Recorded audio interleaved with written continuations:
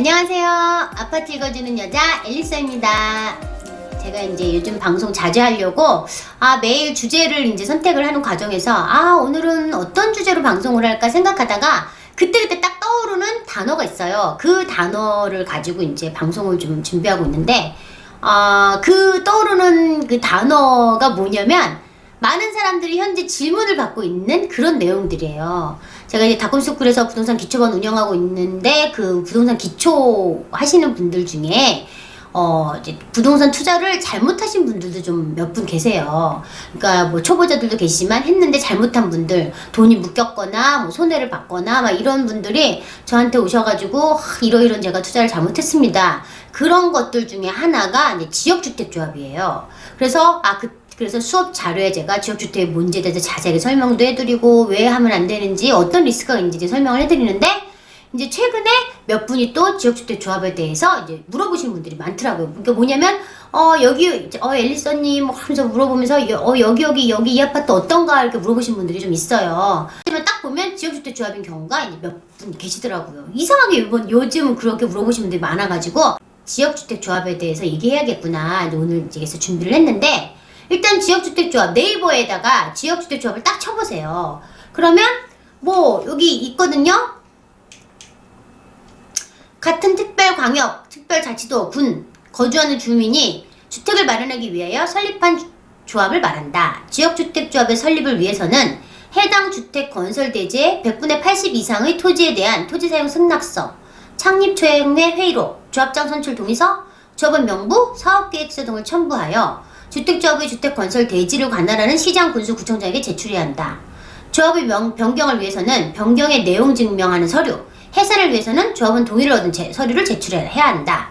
지역주택조합의 자격은 주택조합 설립 인가 신청일부터 해당 주택조합의 입주 가능일까지 주택을 소유하지 않거나 주거전용 면적 85 이하의 주택을 한 채 소유한 세대주이어야 하며 조합 설립 인가 신청일 현재 동일한 시군구 지역에 6개월 이상 거주하여 온 자여야 한다.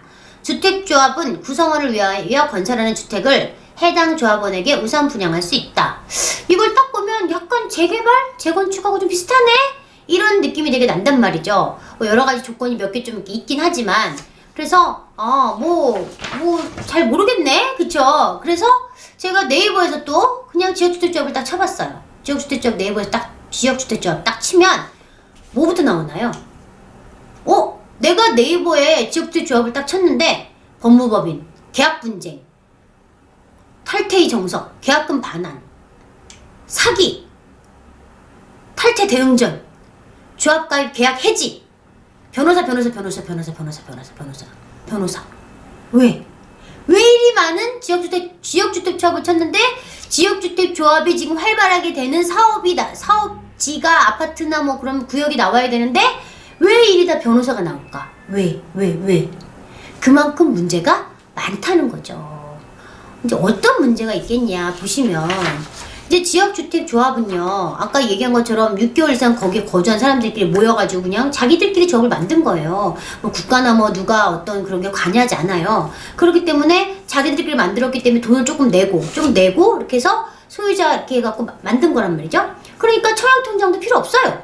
자기들끼리 하는 사업이니까 각종 부대 비용이 들어갈 게 별로 없단 말이죠. 그러니까 생각보다 토지 확보만 잘 되고 조합원 구성만 잘 되면 굉장히 싸게 아파트를 지을 수 있는 거예요. 공동구매하는 거지 말하자면 네 돈 내 돈 다 모아가지고 우리끼리 지어서 우리끼리 싸게 분양하자, 아파트 공동구매하자 이런 취지로 만난 거예요. 그러다 보니 주변의 시세 아파트보다 적게는 10% 크게는 20-30% 싸게 분양을 받을 수가 있는 거예요. 아파트를. 그러니까 얼마나 좋아요. 겉으로 보기엔 되게 좋단 말이죠. 그러나 실상 사업계획 승인을 받기 위해서는 가장 중요한 게 토지 확보예요. 토지 확보를 해야 되고 조합원 모집 요건을 갖춰야 되는데 이게 굉장히 쉽지가 않은 거예요. 토지 확보를 하는 과정에서 굉장히 많은 비용도 들어가고 소송도 들어가고 시간도 많이 들어가고 하다가 사업이 이러면서 안 돼버리고 무기한 연기되고 또 아니면 다시 진행된다고 해도 그동안 오랜 동안 간 것 때문에 지연 때문에 추가 분담금, 토지 확보에서 돈이 더 들어갔다, 아니면 사업비가 더 들어갔다 이러면서 추가 분담금을 막 1억 이상 내라고 한다든지 이러면서 문제가 많아져요. 또 이것만 되면 모르겠지만 이러다가 이제 대행사라든지 조합원끼리 막 횡령을 한다든지 사기를 친다든지 얘네들이 먹고 튀는 뭐 얼마지 뉴스에 50억 먹고 튀었다 이런 일이 발생을 하거나 뭐 조합이 해산됐거나 이러면 나는 그 돈 어디 가서 받아? 그럼 어떻게 해요? 나 탈퇴하고 싶어. 너무 사업이 길어져서 탈퇴하고 싶은데 이미 탈퇴도 안 돼. 그러니까 이렇게 변호사 써서 조합원 탈퇴해서 계약금 반환 받으려고 막 이런 노력들을 하신다는 거죠.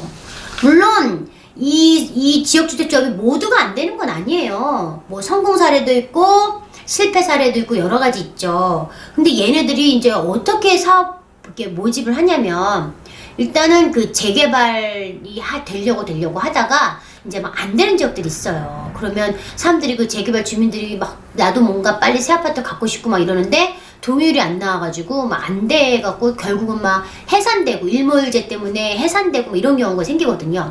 그럴 때 이런 사람 그 지역 주민들의 그런 마음을 이용해서 이제 지역주택조합이 나타나요. 그래서 막 토지 사용 이제 승낙서를 받으러 다녀요. 그게 꼭 재개발인 것처럼. 재개발 안 돼서 많이 속상하셨죠? 저희는 우리끼리 그냥 합시다. 이러면 사람들이 또 많이 토지 사용 승낙서를 한다고요. 그러니까 그런 경우가 있고요. 또 이런 가다 보면 길에 모델하우스를 전화요. 그 모델하우스 밖에 굉장히 이제 일군 브랜드 아파트 건설사 이름을 붙여놓습니다. 이편한 뭐 힐스테이트. 그러면 사람들이 뭐지? 일군 건설사들이 아파트 분양하나? 가서 밖에 써있어요. 막 계약금만으로 내 집 마련, 청약통장 필요 없다. 뭐 시세보다 싸게 저렴하게 내 집 마련할 수 있는 기회. 뭐 여러 가지 이렇게 써놨겠죠. 그러면 이제 나도 모르게 뚫레뚫레 들어갑니다. 들어가는 순간 거기서 영업사원들이 어떻게 얘기해요? 귀가 팔랑팔랑하게 좋은 얘기, 달콤한 얘기만 합니다. 뭐 아까 얘기한 것처럼 청약통장도 필요 없네. 정말 주변 시세보다 훨씬 더 저렴하네. 이제 내년 곧 분양하네. 거의 토지 확보가 거의 다 됐고 조합원 모집도 거의 다 된 상태라 곧 분양을 하네. 이제 그러면 2년 뒤에 새 아파트로 들어갈 수 있다네. 막 지금 돈이 얼마 안 들어가네. 막 이렇게 얘기를 합니다. 그럼 나도 모르게 너무너무 좋으니까 나도 모르게 계약서 쓰고 있고 10%로 송금을 한 거죠. 근데 그때부터 문제가 발생을 합니다. 근데 이제 물론 이게 잘 되면 다행인데 이게 되기가 되게 쉽지 않은 게 여러 사람의 이제 토지는 보통 일반 분양하는 회사들은 토지를 일단 자기네가 확보해 놓고 시작을 하잖아요. 그러고서 이제 일반 분양 모집을 하는데 여긴 토지 확보가 안 된 상태란 말이에요.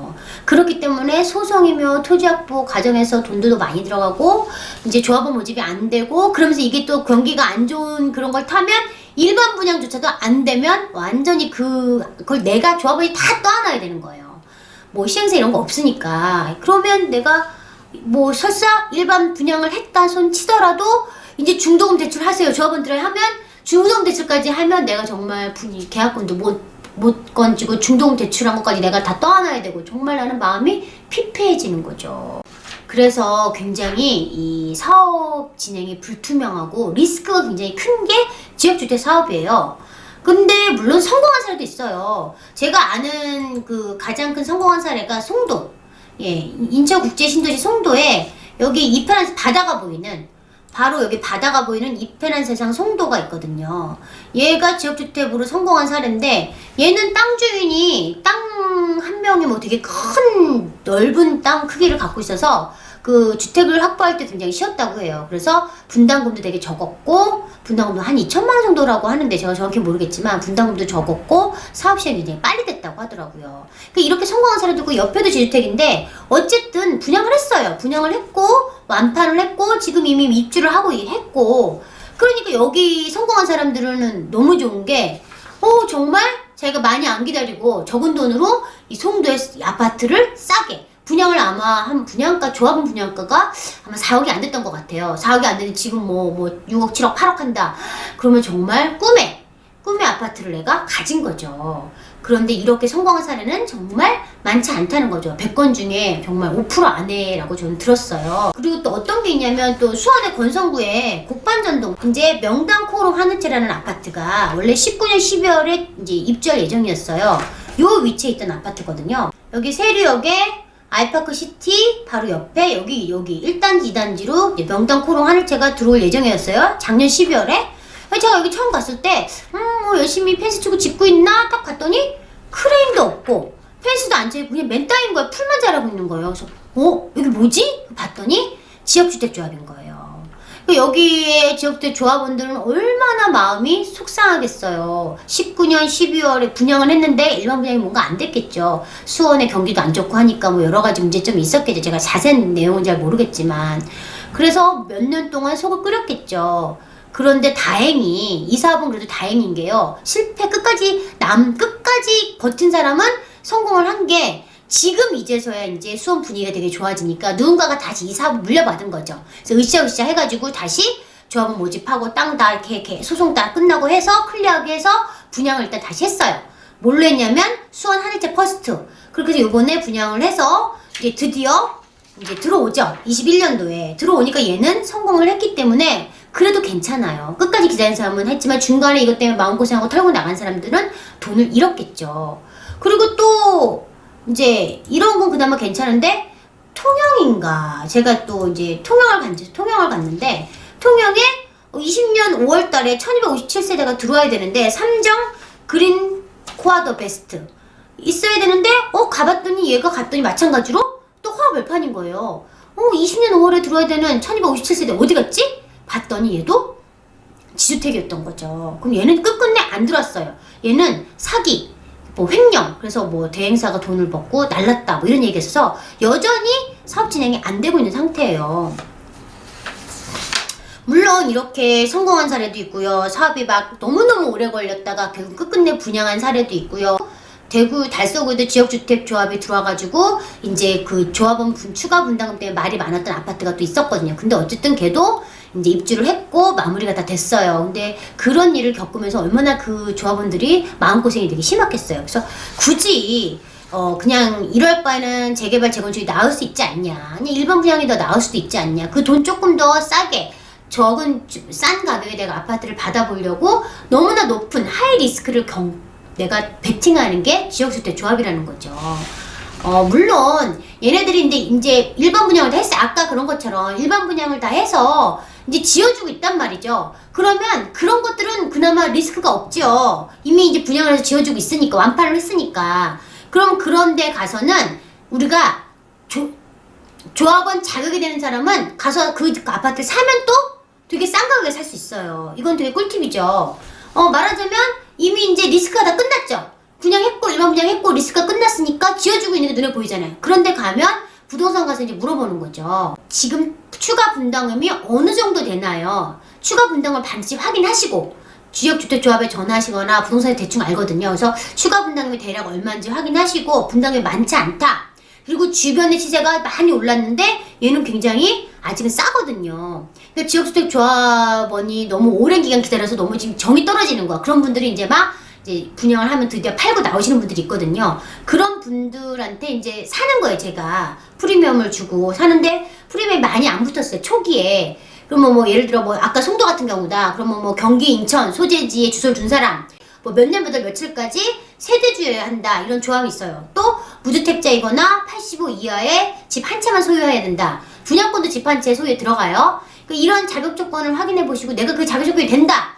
그러면 지역주택조합의 아파트를 그냥 피를 조금 초피해 사는 것도 굉장히 이득이죠. 저도 사실 송도 2편안을 이제 사고 싶어서 가서 알아봤더니 그 당시에 피가 거의 뭐 2천, 3천밖에 안 붙었었거든요. 그래서 사러 갔는데 이 조합원 조건을 맞추기가 너무 힘든 거예요. 저는 이제 다주택자 보니까. 그래서 결국 못했는데 나중에 지금은 막 걔가 올라가지고 6억, 8억 됐으니까 어떻게 보면 되게 싼 가격에 살 수 있는, 그러니까 모든 위험 요소가 다 끝났을 때 지역주택조합도 알아보시면 싸게 살 수 있는 그런 꿀팁이 될 수 있는 거죠.